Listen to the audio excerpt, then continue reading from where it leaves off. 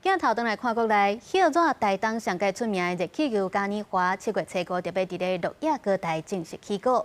今年的主角也就是哆啦 A 梦，官府是专工去甲日本买版权，委托西班牙厂商来打造，而且也伫咧关山镇清水公园来试用验收，吸引着真侪民众围观。透早5点半左右，关山镇清水公园大草皮，突然互民众看到一粒哆啦 A 梦造型的热气球踩起来。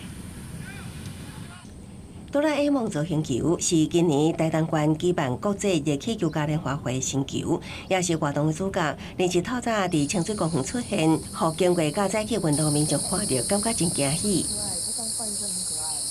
就会吓一跳，原来它真的是1:1这样做的。看到这个有没有很高兴？很高兴。也不过，官府对这粒新造型球低调回应表示，因为甲日本原创公司有多项版权合约，还未对外公开。而是透早采球，是因为拄为西班牙建造完成回国验收的证书，目前验收的情况良好。官府讲，这粒哆啦 A 梦造型球会甲其他30多粒国内国外新球，为7月初5开幕起，展示到8月21日。公司新闻采访报道。